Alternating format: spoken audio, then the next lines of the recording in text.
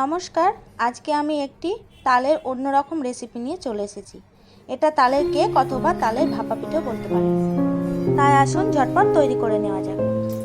তো প্রথমে আমি কেকটা বসানোর জন্য কেকের বাটিতে অল্প একটু তেল ব্রাশ করে নেব। এবার একটি বাটার পেপার দিয়ে আবারও একটু তেল ব্রাশ করে পাত্রটি রেডি করে রেখে দেব। যারা তাল খেতে অপছন্দ করেন তাদেরকে একবার এই রেসিপিটি খাইয়ে দেখুন, আপনার প্রশংসা তো করবেই। আমি একটি নর্মাল চায়ের কাপে মেপেই আজকে কেকটা তৈরি করে নেব। এখানে 1 কাপ সুজি আমি মিক্সিতে গুঁড়ো করে একটি বাটিতে ঢেলে নিয়েছি।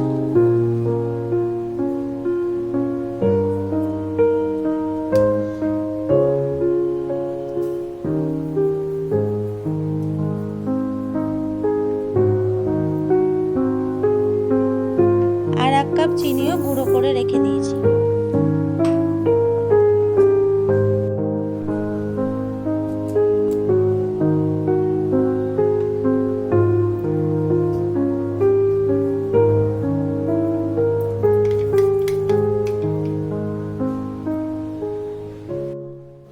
এইবার একটি বোলের মধ্যে 1 কাপ তালের পাল্প নিয়ে নিয়েছি।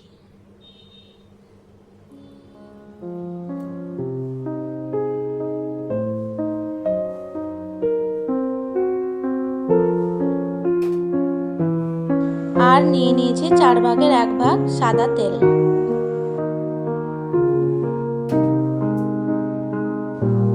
এইবার ওই গুঁড়ো চিনিটা দিয়ে ভালোভাবে মিশিয়ে নেব।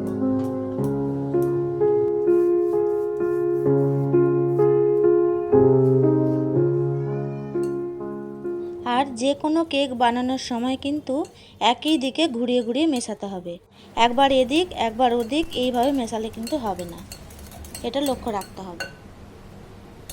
আমার এটা রেডি হয়ে গেছে, এবার এক সাইডে রেখে দেব। এবার আরেকটি বাটি নিয়ে নিয়েছি, এতে 1 কাপ ময়দা আর যে সুজিটা গুঁড়ো করে রেখেছিলাম ওটা দিয়ে দেব।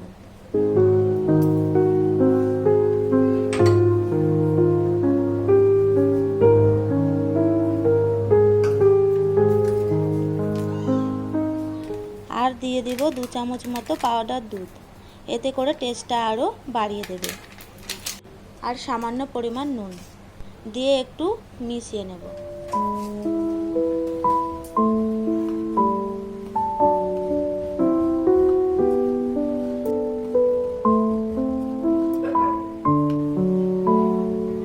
এবার রেডি করে রাখা মিশ্রণটাতে অল্প অল্প করে সুজি আর ময়দাটা দিয়ে দেব।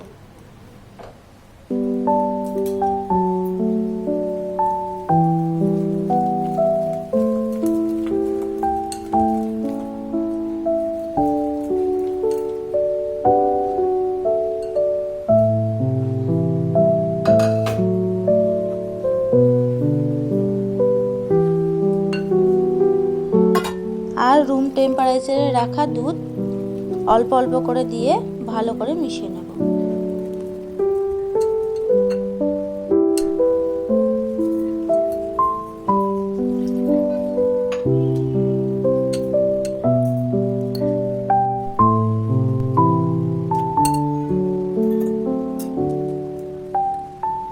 এরপর দিয়ে দেব 1 চামচ বেকিং পাউডার আর 4 ভাগের 1 ভাগ বেকিং সোডা দিয়ে আবারও মিশিয়ে নেব।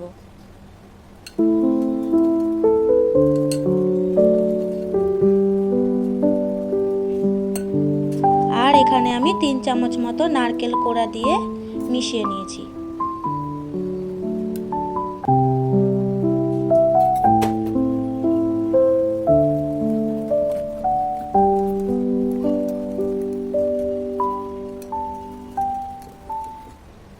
ঘনত্বটা ঠিক এই রকমই হবে, বেশি পাতলাও হবে না আবার বেশি গাঢ়ও হবে না।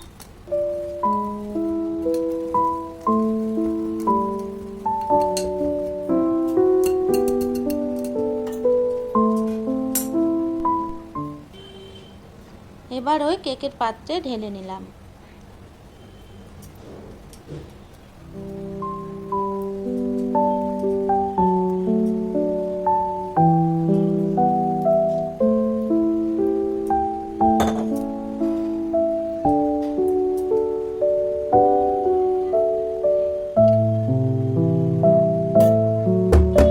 এইভাবে একটু ট্যাপ করে নিয়েছি। আর এর ওপরে অল্প কিছু নারকেল কোড়া আর কিশমিশ ছড়িয়ে দিয়েছি।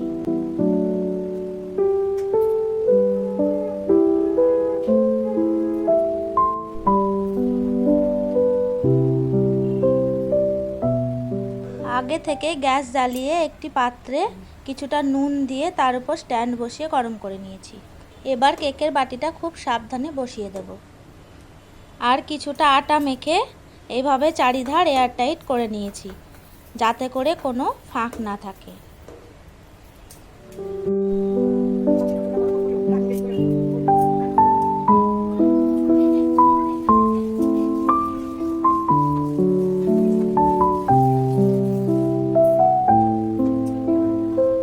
আর এই যে এখানে একটি ফুটো আছে, সেটাকেও আটা দিয়ে বন্ধ করে দিয়েছি।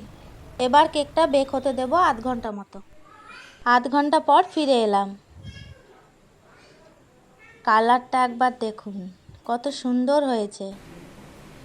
এরপর একটি কাঠির সাহায্যে চেক করে নেব ঠিকঠাক বেক হয়েছে কিনা। যখন কাঠির গায়ে কিছু লেগে থাকবে না, তখনই বুঝবো কেকটা একেবারে রেডি। দেখুন কাঠির গায়ে কিন্তু কিচ্ছু লেগে নেই। এবার গ্যাসটা বন্ধ করে একেবারে ঠান্ডা হতে দেব।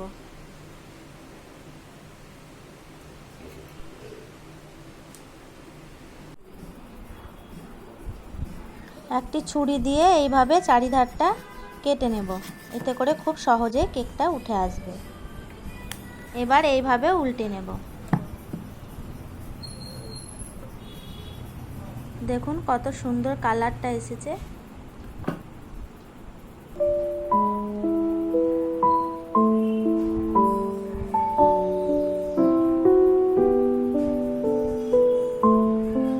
আর দেখুন কত সফট হয়েছে।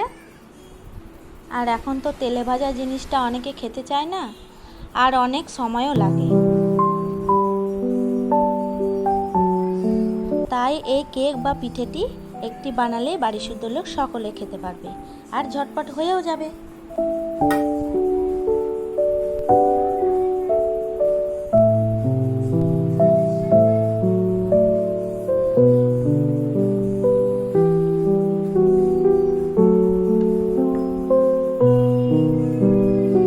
আচ্ছা, আজকের মতন আসি।